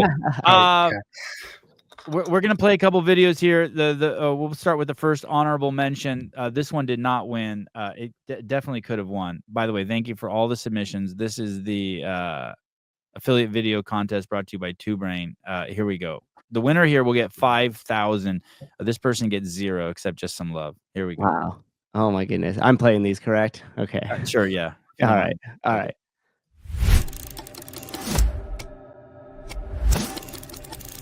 I'm Jen. I am Lucy's mom. Our world was kind of flipped upside down in 2023 when we were in a motor vehicle accident, which left my daughter a paraplegic. My name is Lucy, and my age is 11, and I'm a T4, so like right here. One thing was really clear, that she wanted to be an athlete again. First day of school, she was just hit with failure after failure, and realizing that the people around her didn't view her as a competitor. They didn't quite understand.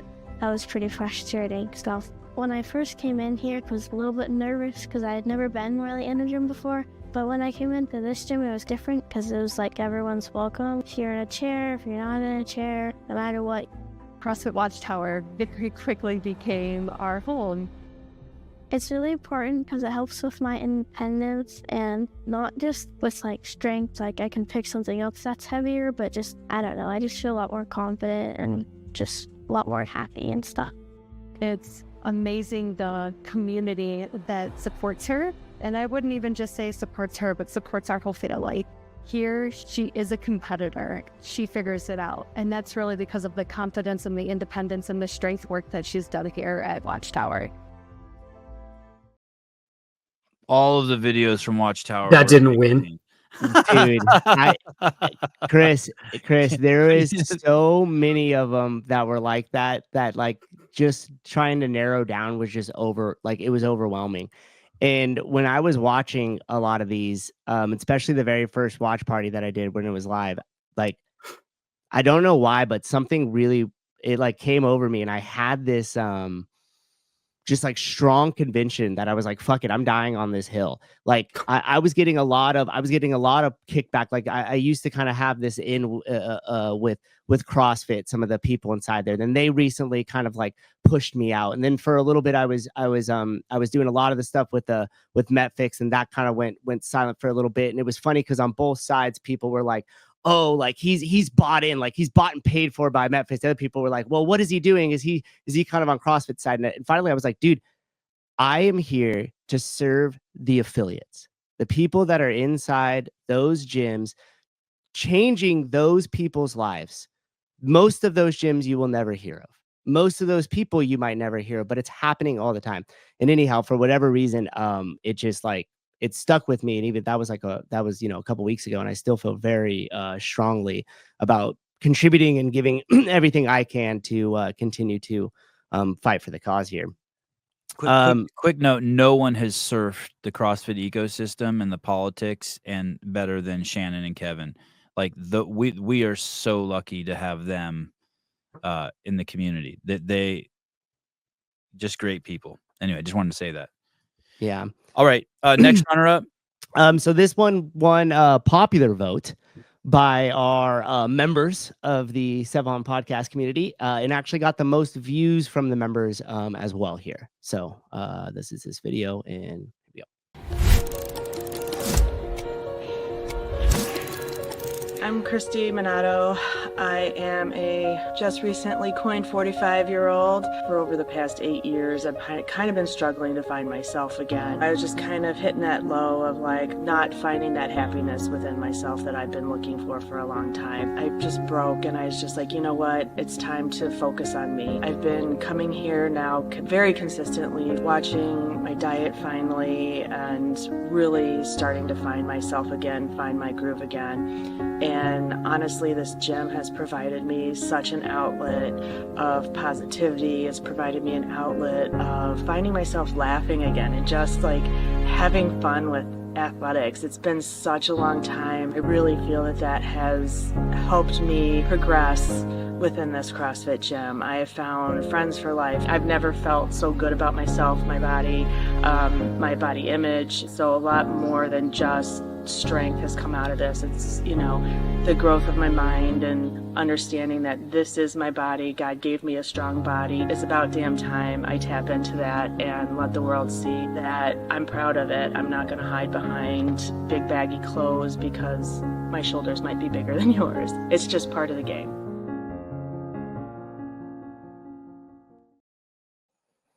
Super passionate guy. That's Joe Nels' gym, right? Yep. Yeah, Jessica made those. Yeah. Wow.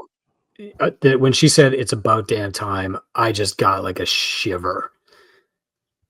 Yep. Amazing. You're going to open another gym here in a second, Chris. Hold on. I love my gym. I know you do. No. Okay. Hold on, just answer this. Jake, we didn't add anything to these videos. These were all done, edited, made, everything by the gyms and the creators inside of them. But all the positive comments come from you guys. Like I like Heidi and just hating on Bryson here. Anything Bryson touches goes to shit. The poor guy is not on this show. It has nothing to do with any of this, and he's just catching strays out there. One of the regulars on the show just gets beat down on. It's better not to be Bryson. Well, thank you, Heidi. This feels very inclusive in this group. Very sweet of you guys. Thank you. Okay, so we got one more honorable mention, and then we can get into a third honorable mention. Okay. Yeah, because we had the two when I sent you to kind of pick through, and then when I was going back through last night, I mean, I just really wanted to go through. I know. Crazy. It was impossible for me to pick. I mean, Chris, the stories, yeah. I'm just really, really thankful for everybody who did it. I'm really happy that you guys all did it. I hope that this inspired you to pick up a camera to tell these stories. And we'll still continue to play them on the Sevan podcast here. We'll slowly release them on the channel over time. We'll play even the shit ones will play. Even the ass ones will play. So everybody's gonna get a lot of airtime with these over the course of this year. Okay, last honorable mention. Here we go. I'm having Bryson on tonight. You should. Yeah. D team. Jeez Louise.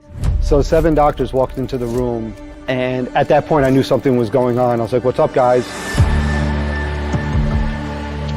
We looked at the video of your results and found out that what you have is what's called myocardial bridge. This is an issue where the blood flow does not go throughout your body, and the only really true cure is open heart surgery. I was also told there that it's after the surgery, or even if I don't have the surgery, I'll probably never exercise again. January 27, 2023, I had open heart surgery. The first week or two was just really bedridden and trying to get myself moving around. Never been in depression before, but it was a very scary depression that I didn't know where I was going to go with it. I didn't know what to do in my life. I was kind of contemplating what is life all about? Why am I alive? And I got to the point where I said, I can't let this depression kill me. I'm going to take care of it. 3 months into CrossFit, which was 6 months post-surgery, I was doing things that no other person that had open heart surgery ever had done. One of my friend's sister had open heart surgery. I saw her 6 months after mine, and she says, "Look at you, you're absolutely amazing." She's like, "It took me 1 year before I could start moving around." And I said, "Are you kidding me? I'm doing CrossFit." I said, "I'm pulling up, I'm lifting, I'm running, energy is up." I came to the realization that this was going to be the rest of my life. I was going to be in CrossFit. Wow. That's the undisputed champion out of all the CrossFit gyms that have ever been around for media. All their media is crazy. CrossFit 845, man. Seriously, Miss Jenna, love you to death. Maybe just hire that guy, that gym to do media for CrossFit. That guy's out of control, dude. Yeah. All their stuff is nuts. Yeah, Dave is great. So those were all amazing. And if you're watching this and you own CrossFit Watchtower, Kenosha, I think was the second, and 845, like, get in touch with me, and I'd just love to give you a summit ticket or something and meet you in person. Like, you're doing amazing work out there, and thank you for your service. Yeah, awesome. Thank that you. Is awesome. Chris getting moved. I'm telling you, I'm a pretty big wimp, but it's not hard to make me choke out. There's no wimps. There's no wimps north of the border. Except for your leader. Okay. Easy, Sevi. All right. Okay. Third place. If you love it, I take credit. If you don't, Sousa's fault. Sousa did all, you guys. Sorry, go ahead and say it again. No, it's okay. Go ahead. All right, here we go.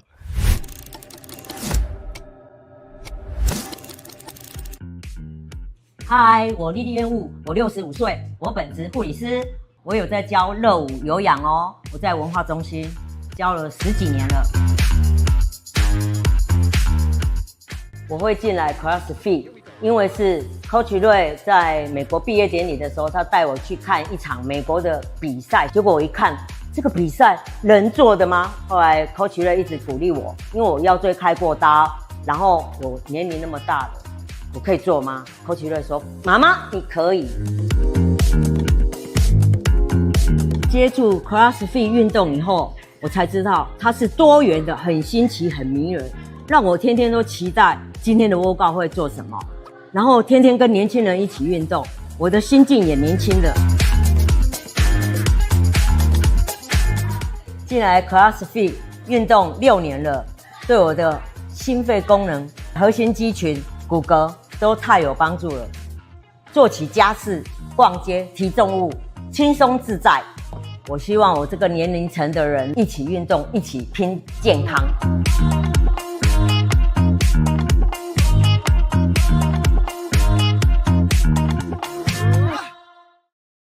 Yeah, that's all I saw Love it. too. I saw what a supportive husband. I like how her boyfriend's standing by her the whole time. Yeah, that's what I saw too. I love that guy. He's just like, yes, dear. Yeah, we spine injury and getting at it. Amazing. Yeah, So cool. Third Where was place- that gym? that was that came all the way from Yeah, say the name of that town. yeah, it was from Hey, I'm glad you Taiwan, chose them because China. there's no way we can get them the prize money. There's no way they Venmo or anything. We'll just pocket that. Yeah, that's gonna be routed right to my new pulley system from Rogue in my garage. What is the name of that gym? Do you know? Yeah, it's X-Ray CrossFit, and hold on, let me X-Ray CrossFit, and I believe they're in like Taiwan. Wow, fantastic. So that came all the way from Taiwan. I'm not even gonna try to pronounce the city. No, Good for we're not them. even trying to pronounce it. Wow, I love yeah. this. Whoa, fitness. Wow. Okay. Wow. All right. So we liked it. That one came all the way from very far, and it was funny because what they did is they shot that. So the first one you guys see the supportive husband, but if you watch the other videos, he talks and she doesn't. So they kind of shot it at the same time there. Yeah. Better Yeah. this way. Yeah, that was great. Yeah. So they were I think she's my girl's nail tech. Racism strong in this one. I like that. I mean, yeah, great. Thank you. Jeez Louise. Okay, we got to behave. Chris is on the show. Come on, guys. I know. I told myself I'm ending the show when Chris gets off today, Yeah. so that I don't do anything to ruin this show. That's a good idea. Yeah. It's from Taipei. Ashen Fernando. That is from Taipei. Fantastic. Awesome. Congrats, That's man. third place winner of the affiliate Two Brain Business video contest. Changing lives. All right, should we do second place? Yes, let's do Let's it. do it. Here we go.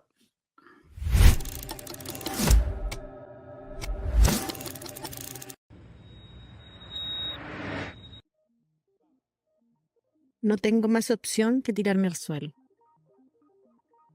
Lo he dado todo. Esto no me asusta. He pasado por esto antes. Como en el primer entrenamiento, varios años atrás. Mi coach ha sabido cómo exigirme. A veces más, a veces menos. Mis compañeros de clase pasan por lo mismo. Nunca pensé que a mis 44 años podría hacer esto. Y lo voy a seguir haciendo hasta que mi cuerpo ya no pueda.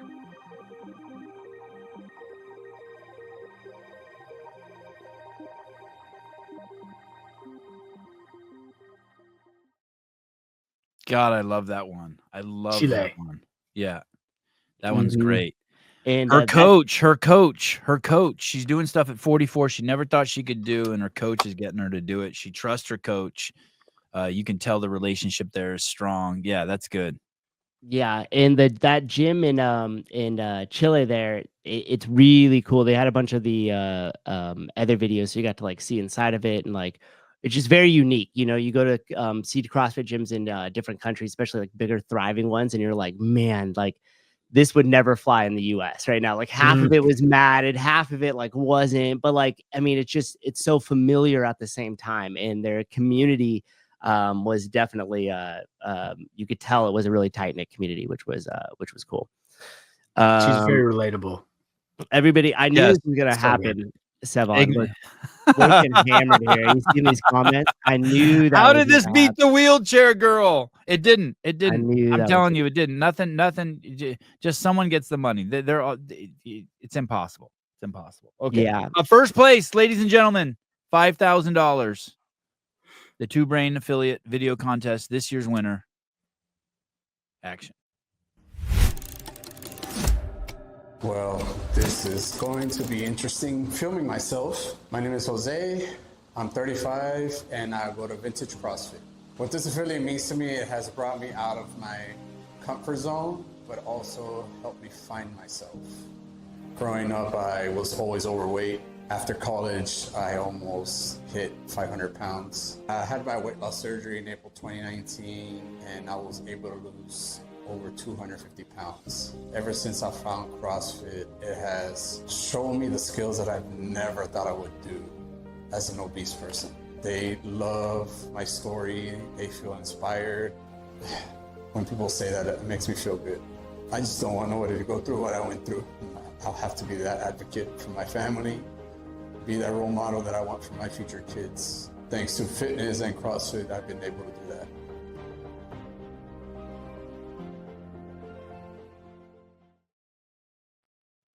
Damn. My favorite Jose. part about that was like how well that guy moves. Crazy, right? That's some good coaching. I don't. Oh, Vintage CrossFit, you should be proud. I mean, not just on the weight loss thing, but how well that person moves. That's incredible. Incredible. Yep. Handstand walking, those front squats were insane. And then they only had 90 seconds, but the line that really hits me is I don't want anyone else to have to go through this. Mm-hmm. But the truth is that we've reached a point where there are a lot of people in Jose's condition, and it's going to take that group. It's going to take him to speak up because he's going to be the most relatable to that cohort. And you can't put a price tag on how valuable messaging from him is, because it's going to give people. I mean, most people probably 500 pounds. They've just completely given up hope. Completely. It's certainly a downward spiral, mental and physical. So, and that they unfortunately complement each other. So you feel a little bit overweight. I'm going to lose 10 pounds before I start at my CrossFit gym. I got to get in shape first. And then next year you're 15, 20 pounds overweight, and it's like, well, I could never do that now. The reality is the best way to get started is to just start. And I love telling stories like Jose's. And even a cameo with Froning. I saw that. That was amazing. Which is cool, right? Yeah. What I really like too is, number one, the first time I watched it, I was like, I had to like go back. I was like, did this dude like use some sort of like AI to put himself in a fat suit? Because there's no way that's the same guy that we're watching on the camera talk right now, when they show the photos of him at the wedding and stuff. Huge. And it just, and to see the two ends of the spectrum, to see somebody that looks like that, and then it cuts to a clip of him, handstand walking. I loved the messaging in that, because most people, even fit people that weren't in his situation, would have came in and be like, I can't do this. This guy's handstand walking. They're moving the barbell. I've never seen these movements before. But to take somebody to how far he's come, and to see it go through that, I mean, it really shows that there's nothing that can't be achieved with a proper coach, a great community, a great gym, and somebody who's just as consistent, as dedicated as Jose was. So, and Jose actually made that video too. Wow. Amazing. So, in all the rest of the 4 that he did at Vintage CrossFit were great. And this is him right here. Congrats, Jose. Wow, Jose. Great to see you. Congrats, dude. Congrats. So cool. He also sat through and watched every watch party with me. He was one of the main people. There was a handful of them that were pretty much at all 6 of them for 2 hours as we sat through, and I would pause and I would tell some random story about something in my life we play. And it was pretty awesome. Oh, CrossFit Santiago. Congratulations, guys. Congrats. Yeah, congrats, guys. So awesome. Well done. If you're an affiliate owner, like, this is one of the best things that you could do, is just capture these client stories. It doesn't have to be cinematic or anything. It's just pull up your phone and say, we're so proud of you. I think that your journey could inspire somebody else. Go, and like, that's it. Years ago, Tyson Oldroyd, when I was in Scotts Valley to do a podcast, Tyson was like, I don't understand why more gyms don't just do what they see us doing at HQ, telling stories. And I was like, well, we got to tell them. So it is a lot of work. It's easier said than done. Some people obviously, the 845 people have put in a lot of work. Sure. I mean, you could just actually just go there and just watch their stuff just for enjoyment. I mean, you could just scroll through their Instagram account and everything is like amazing. And for some reason, this stuff comes easier to some people than others. But yeah, telling the stories is huge. I saw one. Sometimes I see stuff and I'm just like, that doesn't capture my attention at all. But also, there's different audiences, right? So something might not get a lot of views, and it might show, just some 70-year-old person doing, just doing something. But those might be the clients that you're going for, and even with those 100 views, you'll get more clients than someone who got 10,000 views. So, yep. It just has to help one person to be worth it. And thank you, Chris, because this would not be possible without you and all the good folks over at Two Brain Business. So we really appreciate the opportunity. I know a lot of gym owners got behind a camera, started getting more active with filming some of their stuff, and it was really great. And we actually have somebody else, Lisa, who I'll talk to her again about it, but she was saying that she'll give some money out to the winners. She has an ad agency. She'll run some ads for them in their local markets with a few ad dollars that they're willing to donate in for them if they want to do so. So we'll be getting in touch with the gyms here, making sure that they get their prize money, and then also setting them up with her if they want to do that. Chris, do you know Lisa Gall? No. She is the I don't know what her official title is, but she's the media director for the Adaptive Games. I have to connect you with her. She is she's a powerhouse, and she's an incredible human being, and she has a pretty darn successful consulting business of her own. And she has jumped in with both feet and been working very closely with Kevin and his team. I mean, she is part of that team. The Adaptive Games are so easy to work with, but she is a specialist in taking content and putting money behind it on, on social media to get numbers and results.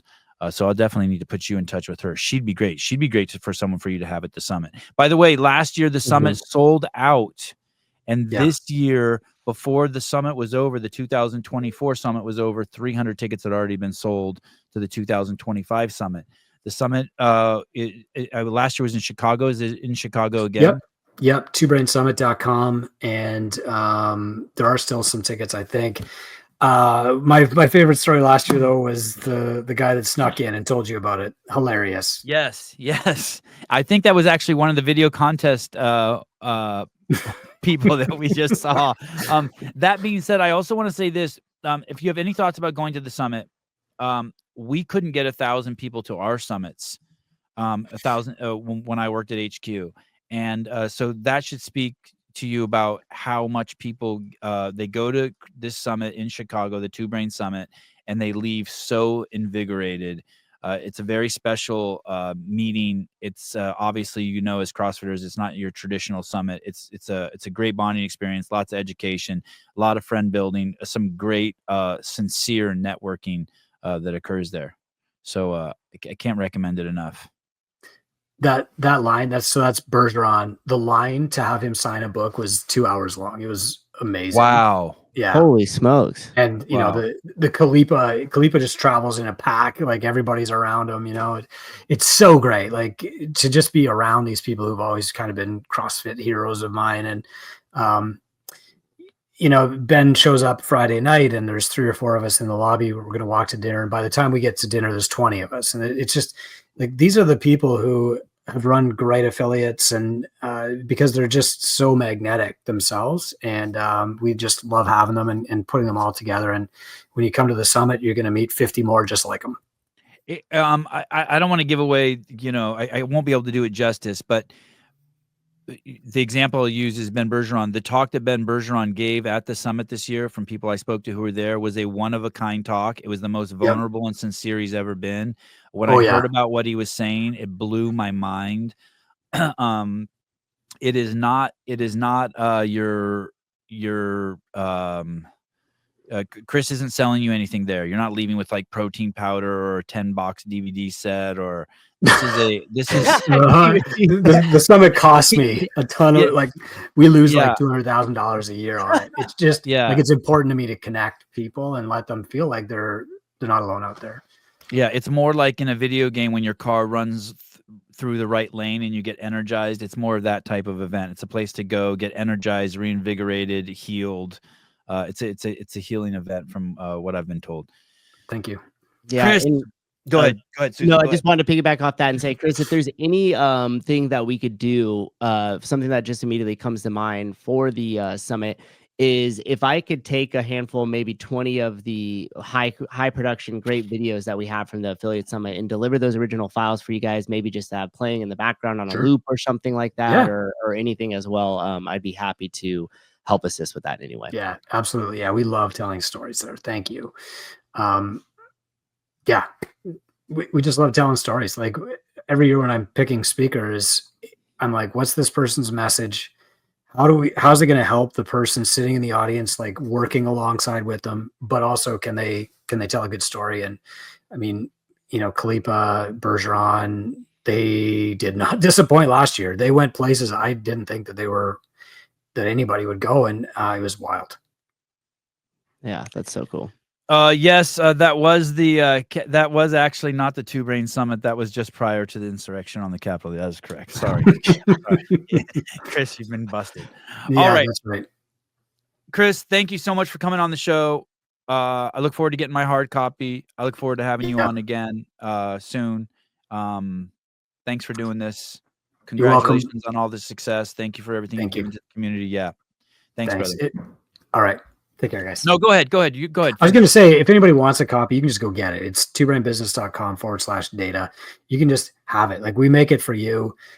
We do it because we're in kind of a unique spot in the industry where we can be objective, but we're also extremely passionate about helping gym owners. And you can go download a copy, I believe, now. Yep, it's available. The link is live. It's in the description of this show. It's also in the comments. So go check it out, guys. Dive into the data. It's You're the best. Thank you. All right. Ciao. Thank you, Mike Warkington, for bringing this all together. Talk to you soon, Chris.